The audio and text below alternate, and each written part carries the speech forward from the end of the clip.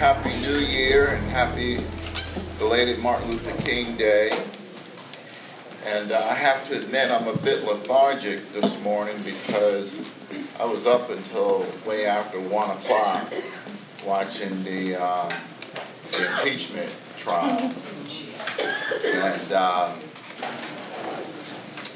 so I didn't get to sleep until early this morning.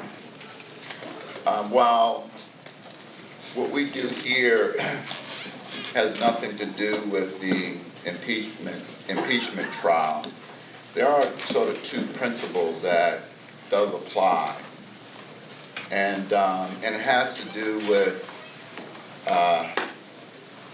really fidelity to the facts, what is factually correct, and fidelity to the truth.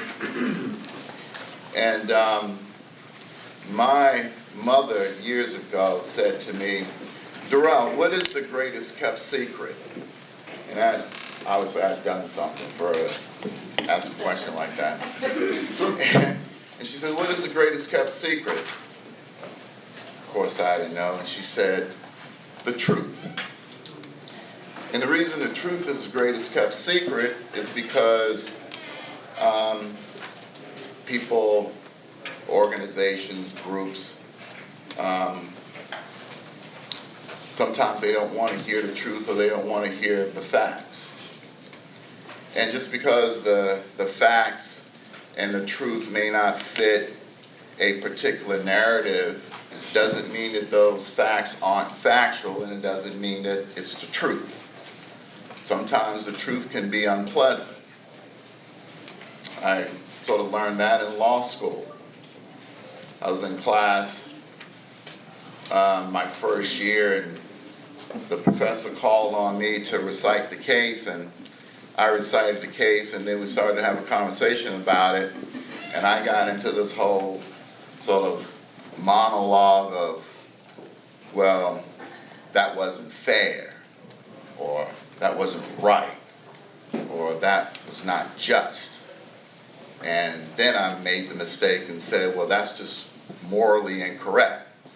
And so the professor said to me, "Mr. Brown, you are in law school, not divinity school." And so then is where I had a sort of an awakening, is that, the truth can be painful, and the law isn't necessarily fair or just. But we're motivated to tell the truth and to be factual, and when we have our quarterly business roundtables, we are motivated to be factually correct and to tell the truth, and we do that through our 5-year strategic economic development plan, which has been approved by the Board of Commissioners. And I know many of you know the plan, you've heard of the plan. Execute effectively, tell the story, we have it here, and enhance the product.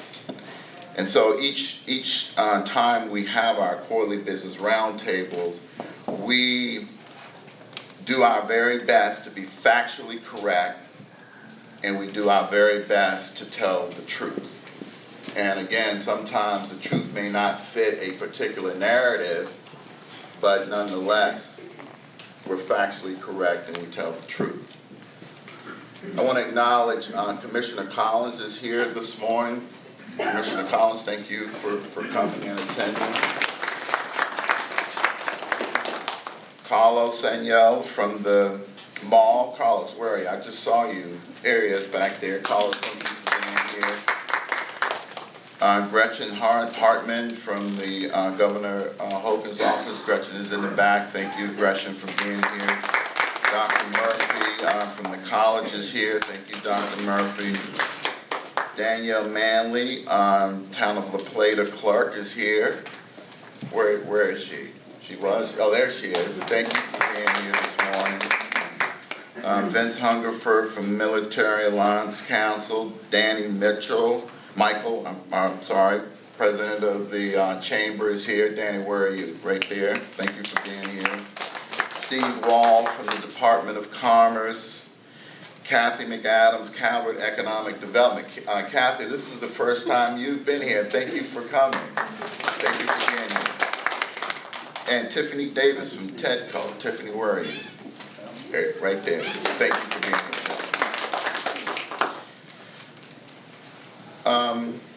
I guess I should get started with the presentation. Is this the clicker I should use? Is this it? Yes. Okay. So,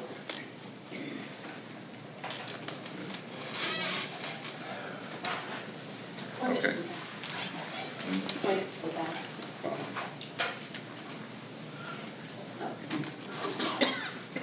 Well, the clicker is not working. Oh, okay. Well, that's me.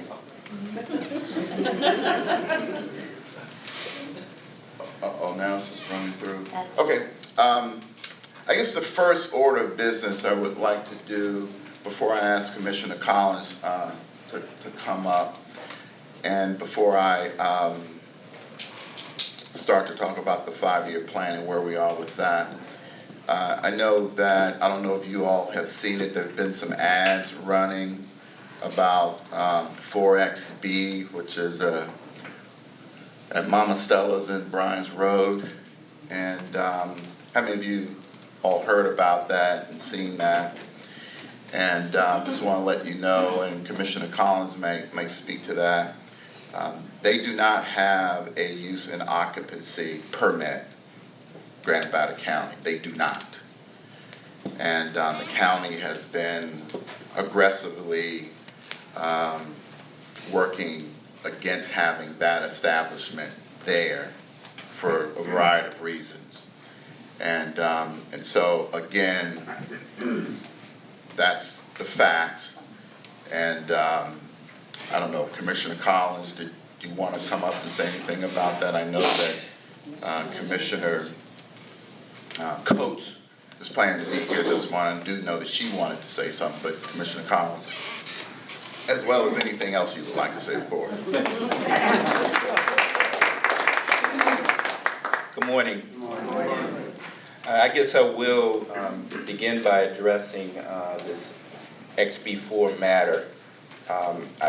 What we'd like the community to recognize is the county has done everything conceivably within the law to ensure that this business, as it was originally being advertised, would not at any point begin business in Bryan's Road, period. That was the goal of this Board of County Commissioners. I certainly want to acknowledge the work that's been done by the County Attorney's Office, as well as our permit department, PGM. This was essentially a response that included the entire cadre of Charles County government. We wanted to make it clear because we understand the concerns that were raised by residents in Bryan's Road in particular.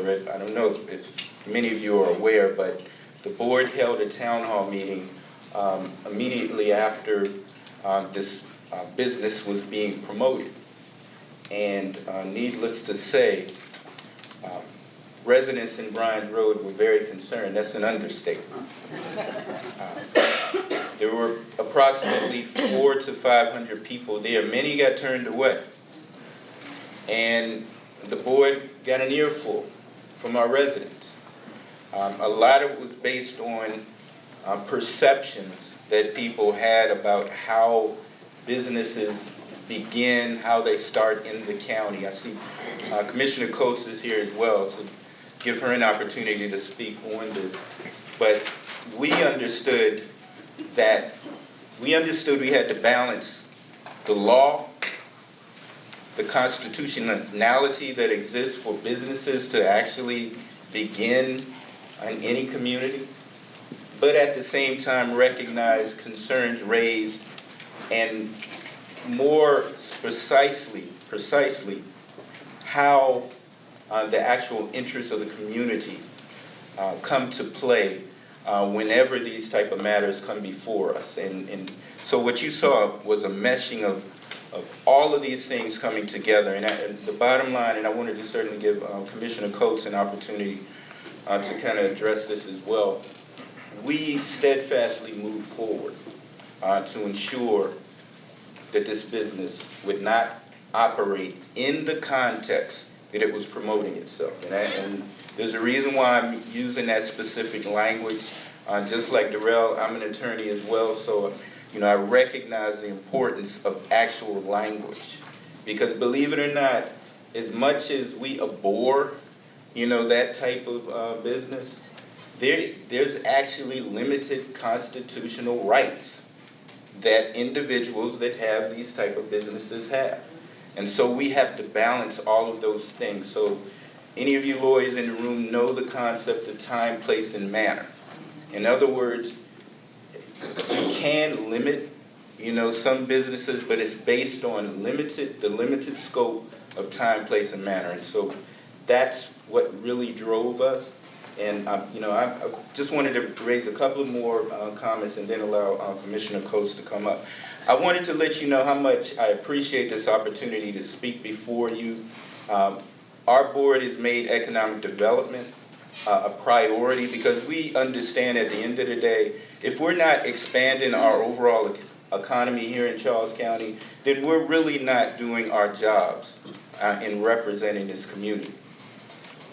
What we've seen in the last year is one of the things that we prioritized, and that was requesting that economic development share with us actual measurables that we can look at to determine how our actual economy is actually expanding. And part of the presentations you'll see today will include an actual measurables that you can look at to show that our overall economy is expanding. The other point I wanted to make, and then I'll sit down, is the actual development of economic policy, is essentially establishing a culture.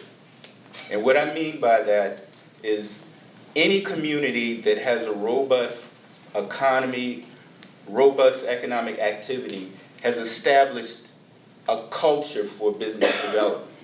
And so on the fundamental level, when you look at many of the things that are being done by our economic development team, they are establishing on the ground level that culture that will help to nurture business development on all fronts within our community. And so as we continue to grow as a community, we will continue to see the benefits of the work that's being done to actually build the type of culture that you and I want, that continues to expand our overall economy and continues to create opportunities for development for all of our citizens. So I'm gonna sit down with that, and I'd like to thank all of you for this opportunity to speak before you.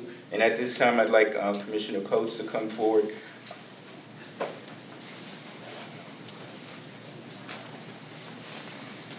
I think this gentleman have a question.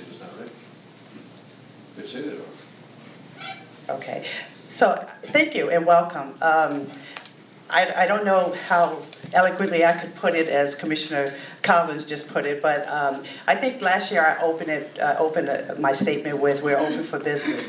And I think this year I'll open as we want your business. So this is the Economic Development Business Roundtable, and we're excited to have you here. And you're excited to be here, and it warms my heart to think that you all are here to wanting to do business in Charles County. So that's exciting to us and to our Economic Development Department. So I do want to thank Darrell and his team for putting these sessions on because they're important to us and you. I'm just going to speak briefly on, I don't even want to address their name because I really don't want to give them publicity. The business that's not wanted in District 2. Again, these are attorneys that you've actually had the opportunity to hear from. I think that they probably have said all that I need to say is that it's not something our community wants. It's not something we desire to have. And we're hoping in all legal capacity that we won't have that type of business here. As many of you know, if you've been here long enough around Charles County here in this area long enough, you will know that probably over 25 years ago. The last one we had similar to that was actually shut down. So again, we know that these are not the type of business opportunities we want to have in our community. I think that I will put that to rest. Well, they say they're gonna open on Saturday. Well, they can say what they want, okay? But again, legally, Are they gonna be prevented from opening? legally, it's in our power to make sure that that doesn't come to fruition. So, okay, so I have to use the terminology legally, okay? And I use that very carefully because we are government employees and we have to make sure we abide by the law. But it is in our, we're gonna make every effort to make sure that it doesn't happen, okay? Anything else? Thank you. I'm not going to stand between you and the session, but I appreciate you guys. Thank you again. Enjoy and hope to see you back. Thank you. Thank you. Typically, we save the questions at the very end because we do have the Q&A period, just so that we can get through the materials, and then we'll open it up for Q&A for anyone and everyone to ask any questions that they may have. Oh, good. This is going on to me. Thank you, Mark. Our economic development strategic plan, as many of you may know, at our fall meeting, Jay Garner presented. We updated our strategic plan, and I'm going to talk to you a little bit about sort of what he presented in November. Next slide. As you may recall, the original plan in 2016 had some 18 recommendations. All right, it was a five-year plan. And over the past, since 2016 until now, of those 18 recommendations, and again, this is off of the slide that Jay Garner presented, we've not started on 2 of them, and there are reasons for that. 9 of them are in progress, and particularly the improvement to the gateway, which is the Waldorf Station project, Maryland Airport, as well as our broadband access throughout the county. These are ongoing. They take more time to complete. And then we've completed 7 of the 18 recommendations. So this is just an example of the department executing on those recommendations, and Jay Garner has validated our work, and once again, we're just sharing that. Next slide. Again, this is as a part of our report card. We had sort of positive, negative, and challenges, and so we were graded on that.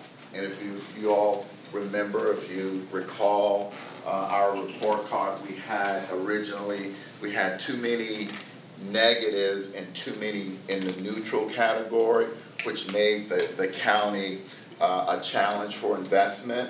And so what we've done is we've moved that, we've moved the bar on that, and so now we're making the county more attractive to investors.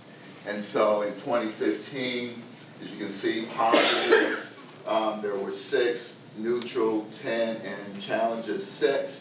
And in 19, we have more positives. We've got 11. Our neutral went down, and our challenges went down. And so that shows progress. That shows that we are advancing, that we're moving forward.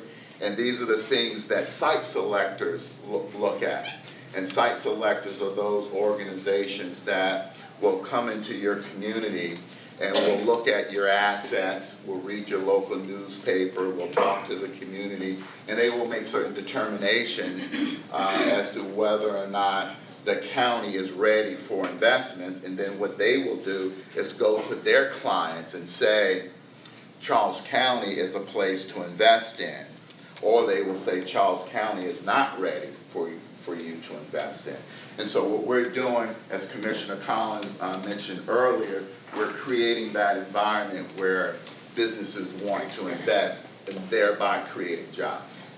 Next slide, Mark. Again, economic indicators.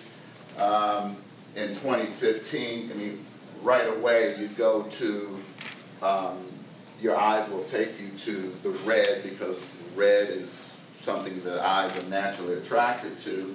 And you can see in 2015, we had negative indicators in terms of median household income and average wages. 2019, those have gone up, all right? From 88,000 to 94,000 in 2019, 43,000 to 46,000 in 2019. Those are positive indicators. Those indicators are attractive to business investors. As well as broadband, that was a neutral. Well, we've done a lot of work over the past several years, and that's turned into a positive. 90% population has access, 92%, and the speeds have increased in terms of how you access broadband. So that's also attractive to businesses, because many businesses have to have access to broadband. They have to have high-speed capabilities. And so, as you can see, from 2015 to 2019, we have moved our economic indicators. Next slide. So with that, I'm going to turn it over to Taylor Ewell, and I certainly want all to ask questions at the end, particularly as it relates to how we're performing on the 5-year plan. And that was just a snapshot for you to know that we are advancing the 5-year plan, and we are making a difference in the community in terms of creating that environment where businesses want to come and want to invest and create jobs. With that, I'll turn it over to Taylor Ewell. Thank you. Good morning, everybody. Good morning. Thank you. So, what you see behind me is a zoning map, and it's the old zoning map for the Bryan's Road area. And it is the zoning districts prior to the rezoning that was adopted in 2017, which created the Watershed Conservation District in western Charles County. And that is signified by the crosshatched area, all this area down here. And so why are we showing that? Well, we've been tasked with analyzing and assessing the current conditions and the economic dynamics of Bryan's Road. This is not in and of itself a strategic plan, but what this exercise will do is lay the foundation for some sort of sub-area plan or strategic plan. So what we intend to do, economic development, is we are going to look at the demographics of the study area contained within that dashed line. So it includes the Maryland Airport, it includes the village center part of Bryan's Road, and it goes down to this area here to include, previously residentially zoned land. So we'll look at the current dynamics, economics, socioeconomics, demographics. Then we'll look at land uses. We'll look at the current zoning. We'll inventory the amount of acreage that's in certain types of land uses, like commercial versus residential. We'll even zoom in and talk about the shopping center that's there, the Bryan's Road Shopping Center and other commercial businesses that serve the community. From there, we're going to look at the housing market.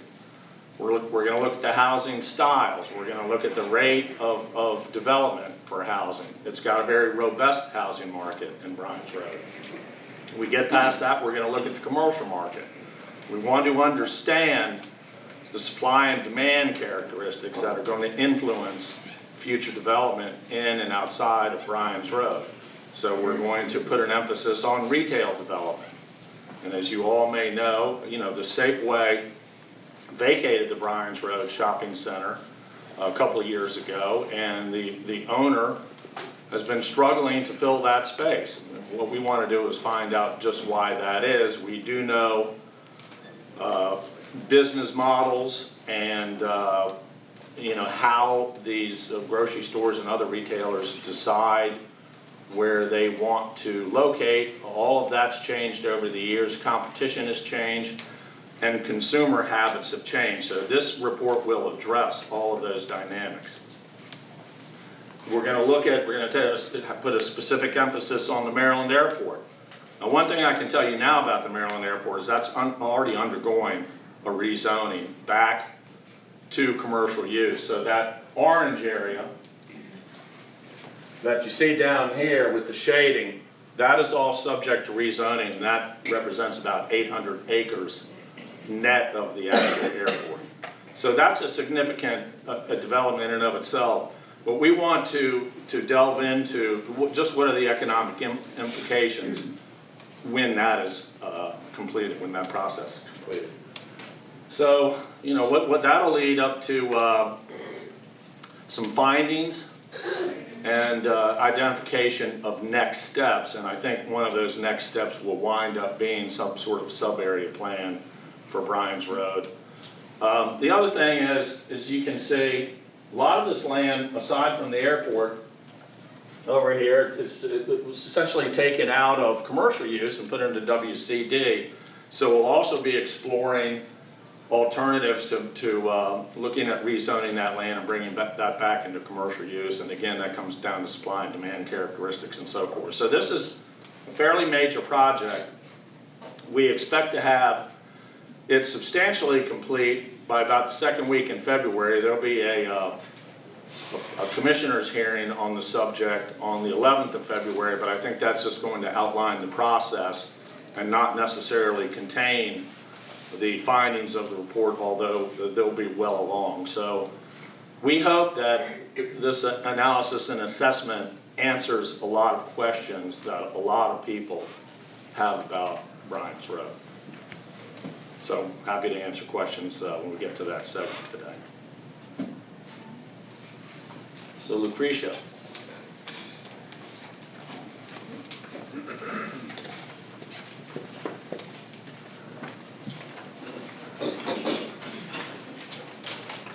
Good morning. Good morning. I can tell you that a lot of great things are happening here in the county, and as Darrell stated earlier, we have made significant improvement in making the county attractive for businesses and even our existing businesses here in the county to grow and expand. I will be providing information, just very brief information on some of the initiative that the business development team has undertaken. We'll start with the business retention and expansion program.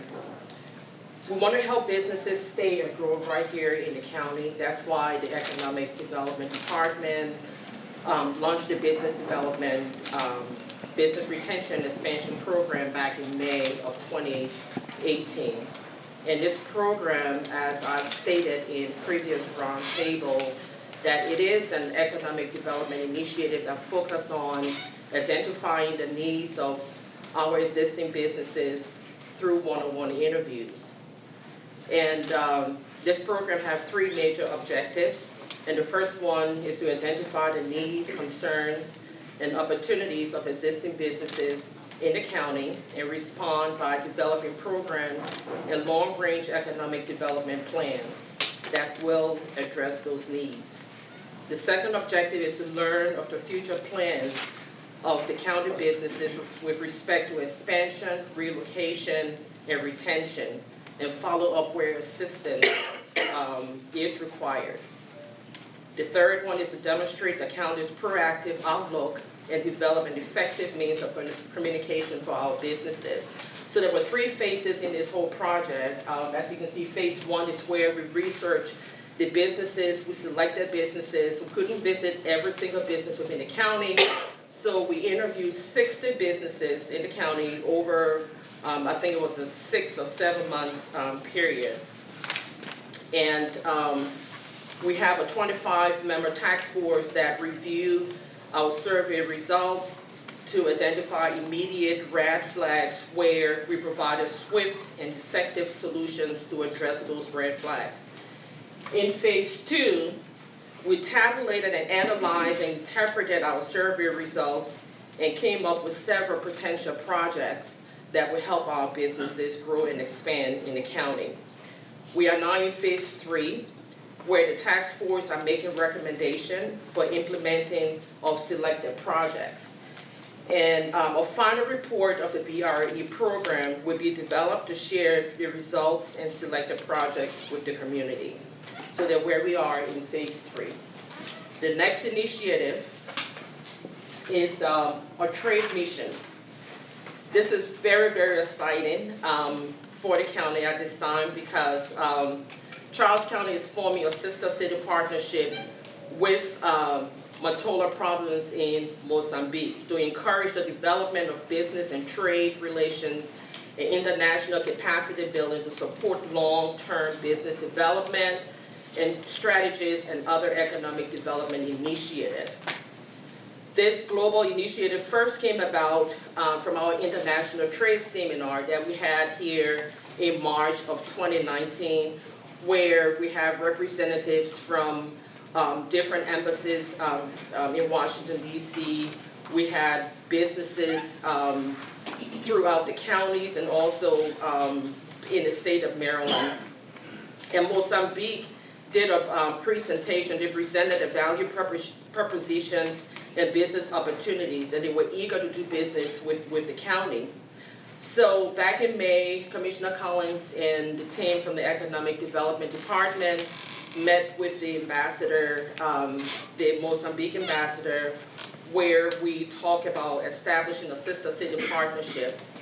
And it was mutually agreed that the sister city partnership will be formally established when we sign a partnership agreement. So to jumpstart this partnership, the mayor of Matola proposed a trade mission as part of the Sister City initiative.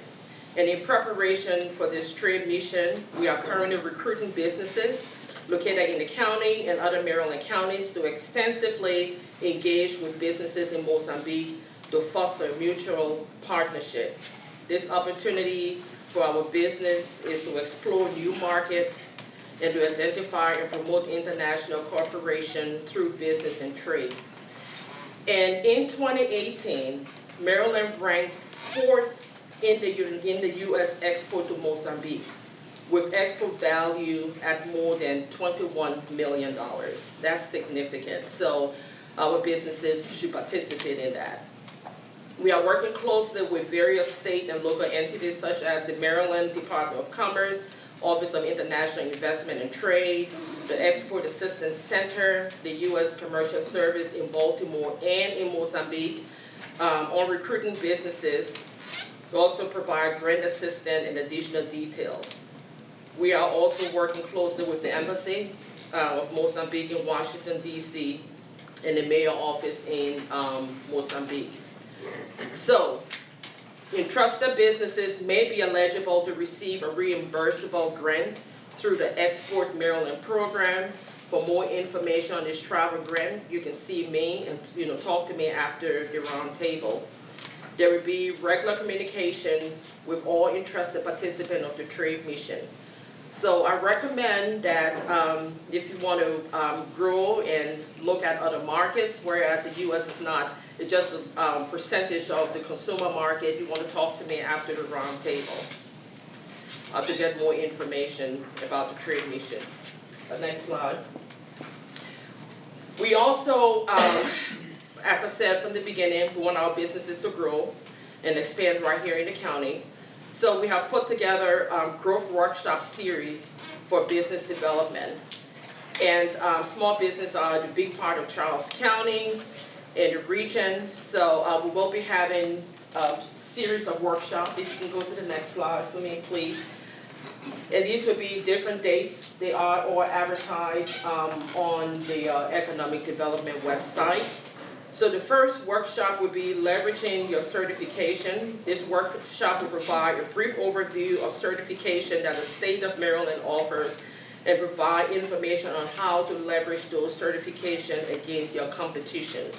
The second workshop, Access to Capital, will provide different loan options for business needing capital to grow, a wide range of topics, including which type of financing are most appropriate for the needs with lenders looking for potential business who wants to borrow, and looking at other alternative financing as well. The third workshop, Business Owner Regulatory Requirements, will provide participants with information on compliance to and adoption of regulations such as the Maryland Health, Work, and Family Act and other regulations. Our fourth workshop, Workforce Development, will provide attendees with tools to improve the workforce, whether it is through an apprenticeship program or through other employments and training resources. So these are what we are working on. The business development team have been working on, and I'll be happy to answer any questions after the roundtable. Thank you.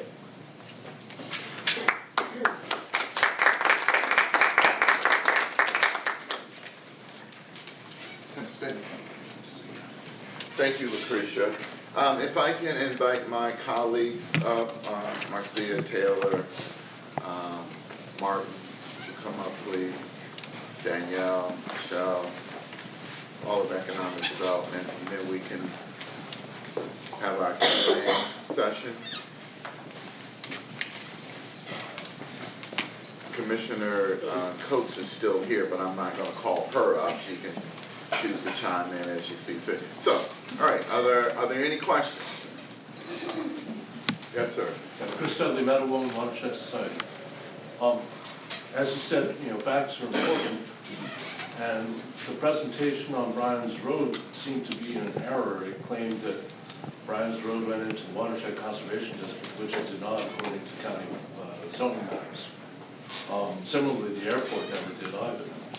And so I'm trying to understand what basis you have for diverging from the comprehensive plan that says that Bryan's Road is now going to become a village and not the sort of urban center that had originally been in the zoning that you showed.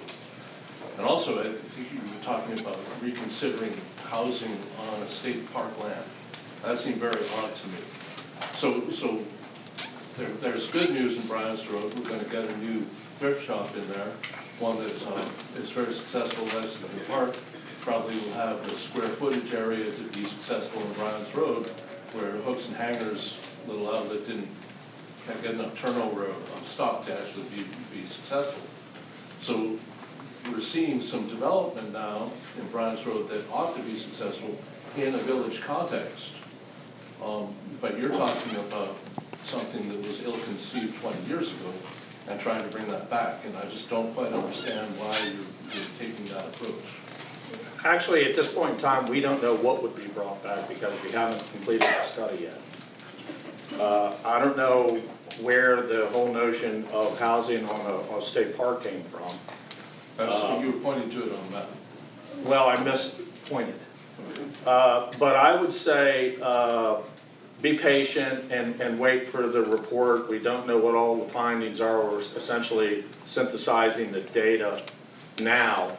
And whatever conclusions and findings we would have would be in the report. So I would be inclined to sort of hold off answering any sort of specific questions about Bryan's Road and its zoning and so forth. And even after our assessment comes out, and it's a fairly objective just observation of the situation at hand, not so much recommendations for changing land uses or anything of that nature. But what we would get into is what there might be market support for, what the potential future development could look like, and it would even be necessary to go through any sort of rezoning process. But what might likely come out of this if anything, would be a new sub-area plan. I do believe the last one was done in about 2001.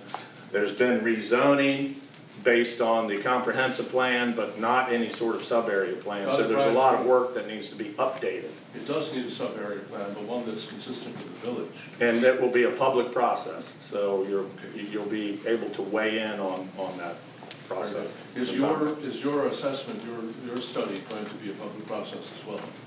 It will be released to the public, but it is more of a, it's just observational type of assessment, not so much a planning.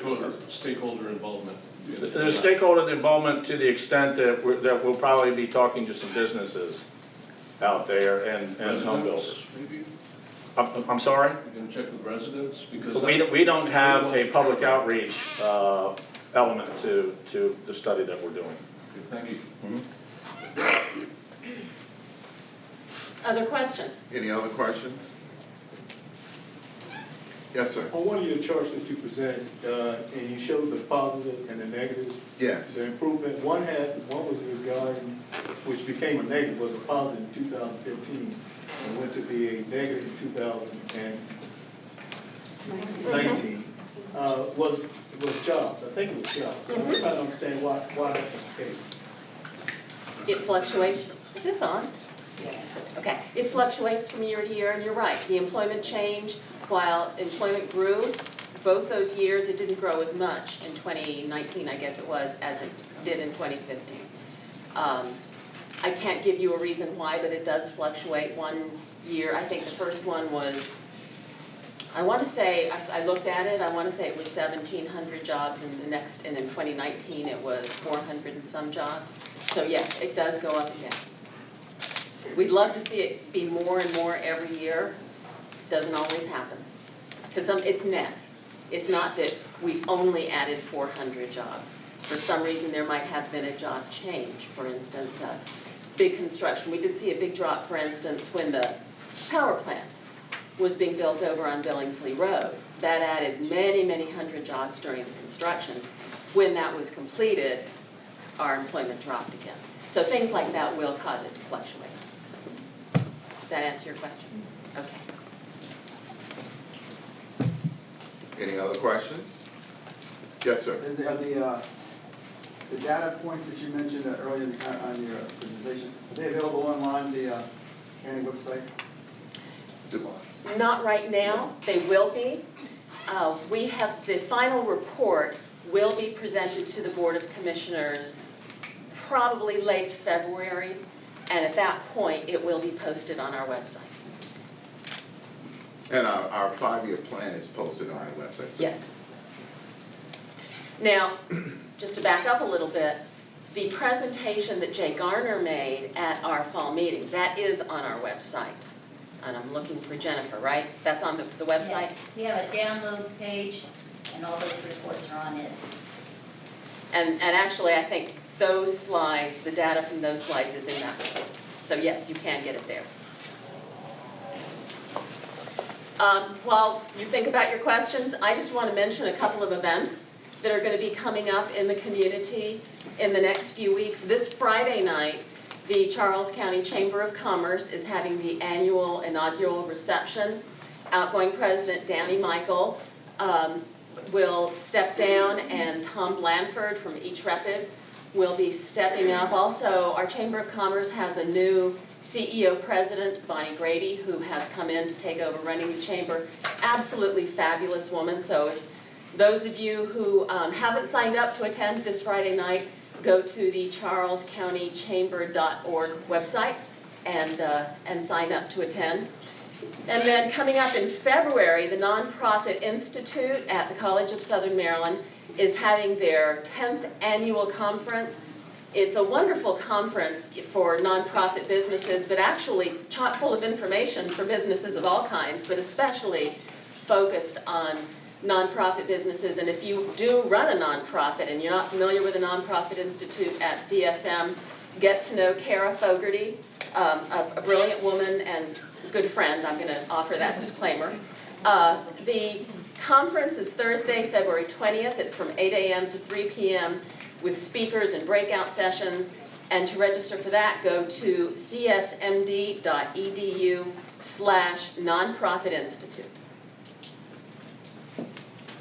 Yes. So with the things like growing amount of vacant buildings, I know there's some in Waldorf Marketplace, there's some over there by the side below, a lot of businesses are leaving. Are there any discussions and talks about bringing in something for the youth, a rec center, something for them to do? I'm not sure of any being available to them in Charles County. There have been discussions on creating new rec centers. I would say it's being looked into.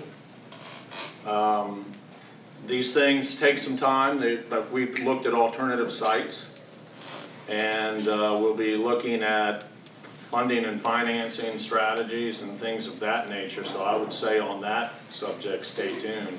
We are aware of the vacant spaces in Charles County and Waldorf, Roundtable, and so on. That's kind of the nature of the business, particularly in retail, as we're finding out more and more. So they, you know, in terms of their availability and their ability to accommodate public uses, we'll certainly be looking at that. So, again, we're, you know, they're just completing a brand new senior center and community center in Waldorf. So we really need to sort of approach these things one at a time. But I think once that is up and running, then we'll be looking at some other alternatives. And if I can just add to that, Taylor, on the subject of rec centers and community centers, there is a new community center in La Plata that is opening, and Danielle, didn't you say that there's an open house? Yes, the town of La Plata is partnered with a group of individuals to serve youth grades 5th through 9th. The town has let them use the former police station. We're having an open house tomorrow, Dorchester Avenue in La Plata, from 5 to 8. So if you want to stop by to come check it out, we could certainly use all the support we can get for that process. And then also there is a new rec center in Waldorf. It's a senior center rec center on Post Office Road. And that's a wonderful facility as well that's going to be having some open houses. And if you go to the charlescountymd.gov website, you can find more information on that. Commissioner Stewart really pushed that and did a good job, I think. Are there any other questions? I don't have a question. Yes. It's more of an event. Yeah, go ahead. Okay. So, 2020. Tell everyone who you are. I'm Gretchen Hardman. I'm the Southern Maryland Liaison to Governor Hogan's office. And so, just a reminder, so Governor Hogan announced that 2020 was the year of the woman, and it's in recognition of the 100th anniversary of the ratification of the 19th Amendment. And so, if you have an event, or if you already had an annual event, you might want to market it towards women. Think of a neat marketing name for it in honor of the Year of the Woman. But the Commerce website, visit Maryland/women. You can go there, and there's events all over the state, and you can upload your own event. Also, I just want to remind people of the census. Make sure people fill out the census when it's time to fill it out. Thank you. And on that subject of the census, I just have to give a tip of the hat to my colleagues in Charles County Government Media, because if you go to the Charles County Government Facebook page, there is a video about the various ways to fill out the census, and you're going to be able to do it online, you can do it by mail. There's going to be more options this year, so you can check out that little video on their Facebook page. I think it's really important for people to understand the importance of the census. The census has an effect on appropriations, on state appropriation. Education dollars. The census also has a real effect on representation. The state of Rhode Island, for example, runs the risk of losing a congressional member because of the census. When your population goes down, that affects your representation. And so it's really important to be counted, particularly as it relates to representation and appropriations. So please spread the word about the census. It is critically important, and it trickles down, all right? It really does trickle down. Any other questions? Yes, sir. Are there any small business grants that for startups that want to get into one of these empty buildings or empty spaces that can offset the cost of them getting into the building maybe for the first year? Are there any grants that are available? I mean, there are grants out there, but you have to search for them. I don't know if anything particular for That's sponsored through Charles profit County. sponsored through Charles County, no. Okay.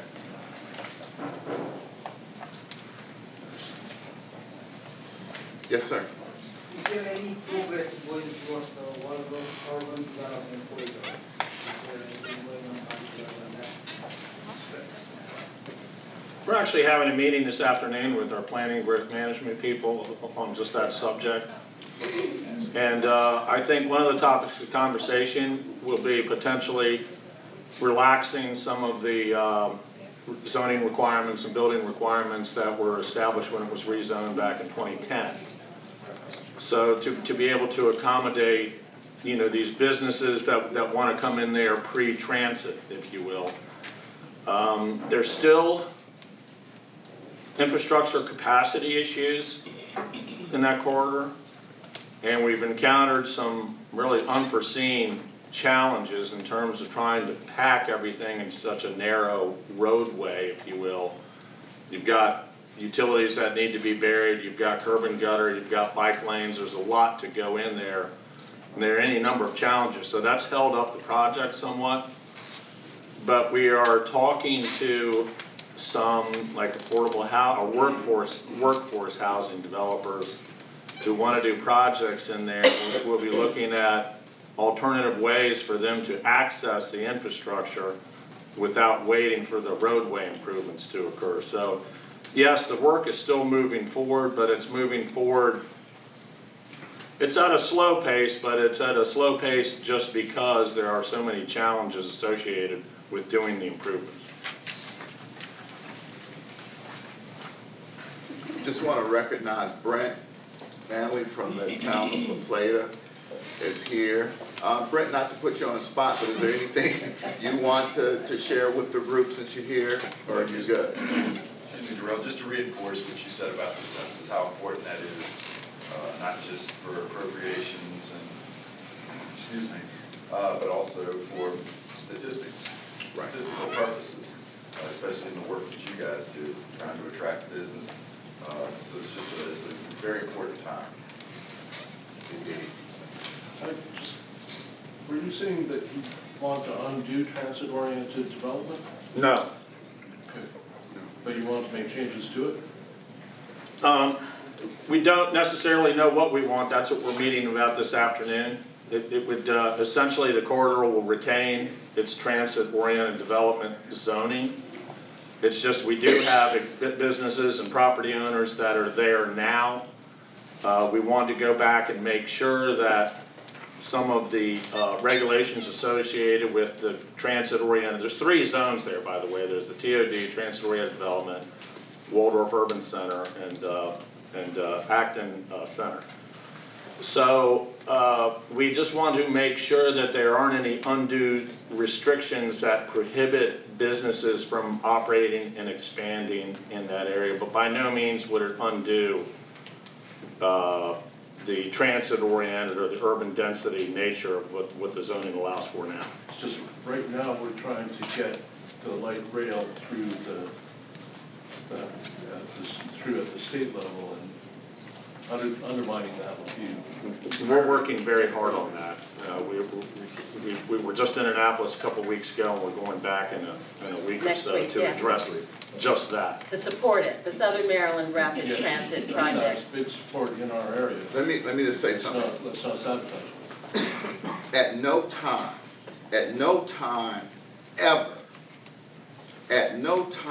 ever have we said that we were going to undo or undermine TOD. At no time. It has been to the exact opposite. At no time.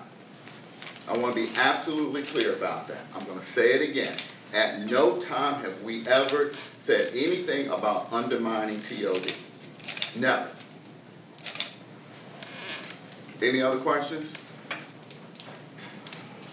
Vince? The downzoning of Western Charles was an impediment to economic development. Are you guys working with the commissioners to remove some of the restraints in Western Charles? We were actually directed by the commissioners to start this study process for Bryan's Road, so I would say unequivocally, yes, we are. We don't know what the outcome is going to be yet. We sort of call them as we see them, if you will. And then if it goes to a sub-area plan process, that would involve public hearings and so forth. So we're just going to sort of lay out the current conditions, and that's going to include, you know, what was rezoned, what may have been taken out of commercial mix, if you will, or the development mix, and what the potential, with the opportunity of cost of that would be. So we're going to look at all these, but it's going to be very dispassionate, very objective, and we're going to let the decision makers draw a lot of conclusions from our study, and that will, I think, inform where the sub-area plan heads. So when you say unequivocally yes, does that mean that you're going to diverge from the village concept in the comprehensive plan? Don't know. Okay, because Maryland zoning and regulations at the state level say you need to follow the comprehensive plan explicitly. And we're years now behind on doing the sub-area plan, which was required by the comprehensive plan. And that would be a question that's probably better suited for the Planning and Growth Management Department. We're going to be looking at this from purely economic standpoint. And we're not going to suggest any sort of specific rezoning. That's not our purview. We have planning people who do that, and I'm sure that they're probably well aware of the regulations they have to abide by and work within the framework of. So you're not going to do so. No, So we're not a regulatory agency. We do not do rezoning, but I can't answer for the planning, growth management, or elected officials.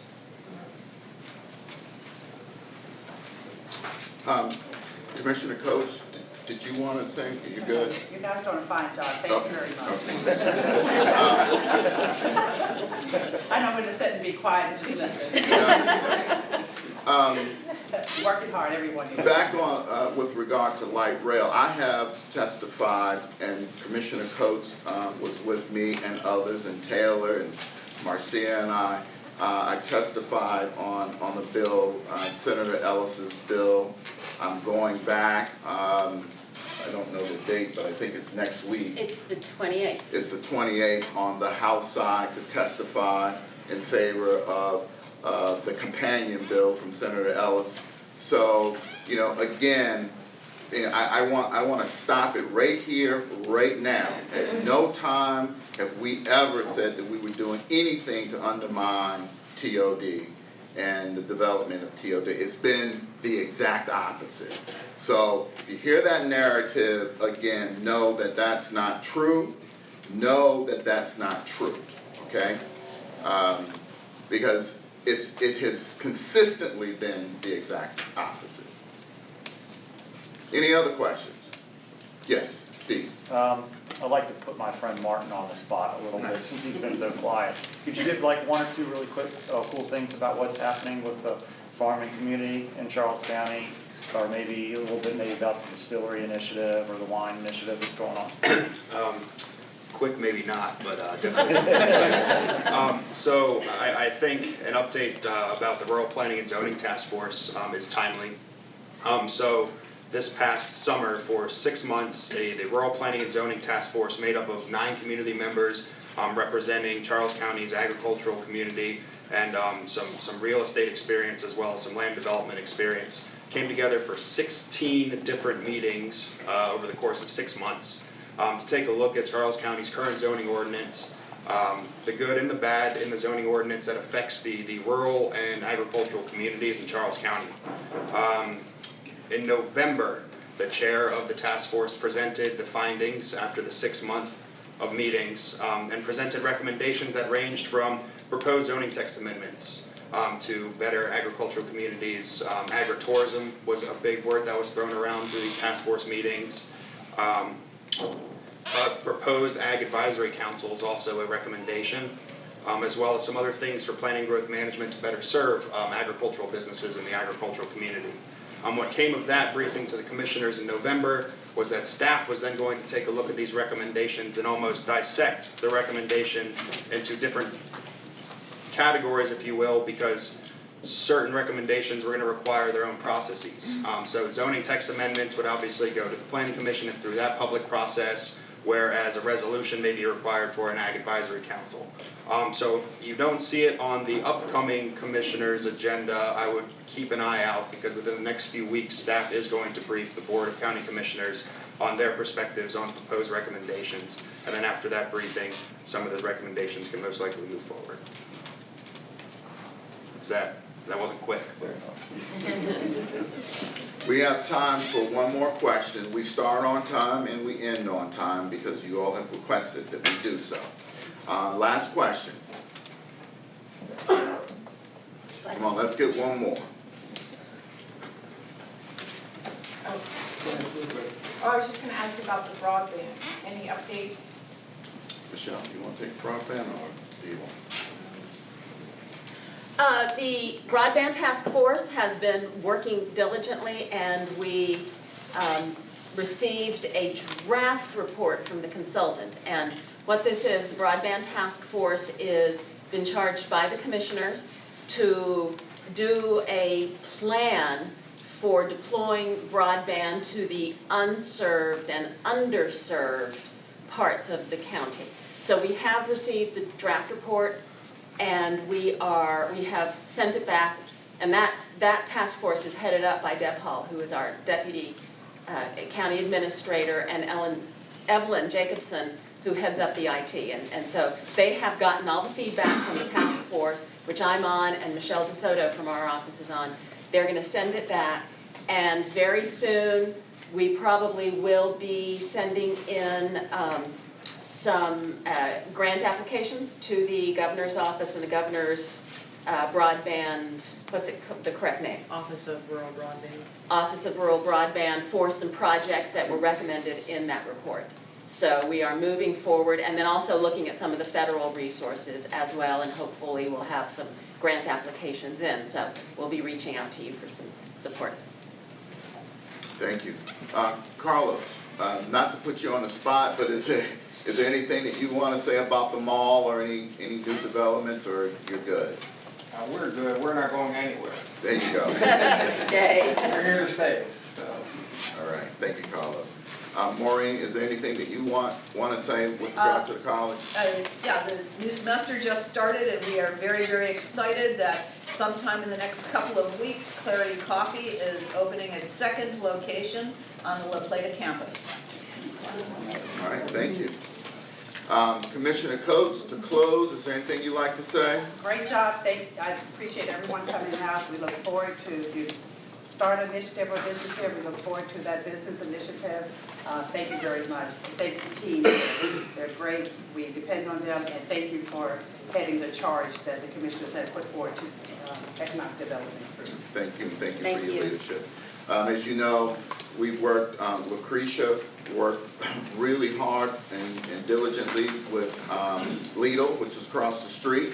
That's open. We went to a grand opening there toward the end of the year. And if you're on 301, you'll see Shaw Medical Facility is being constructed. And so there is evidence of progress in our work, and there is more to come, all right? And I want you all to know that there is more to come.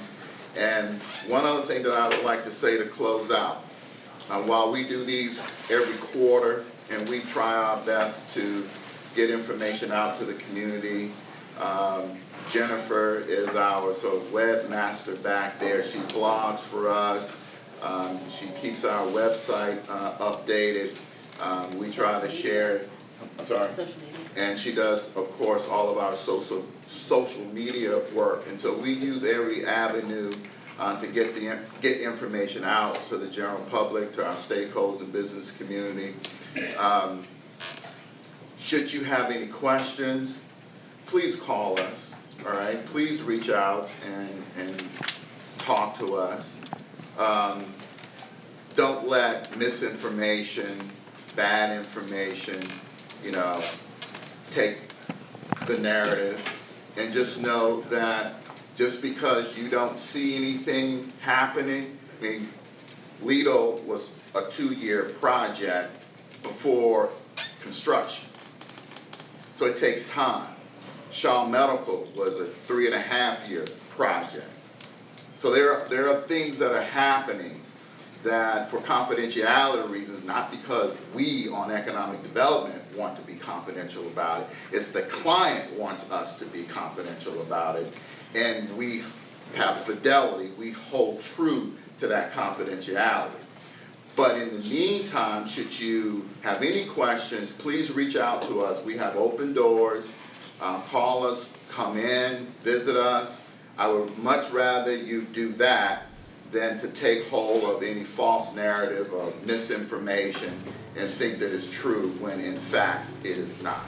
And so with that, again, Happy New Year. Look forward to seeing you all at our next fall meeting, and be safe out there. I'm sorry? Oh, please fill out your survey. We want to know what you think, obviously, and also how we can improve our presentations as well. Thank you very much.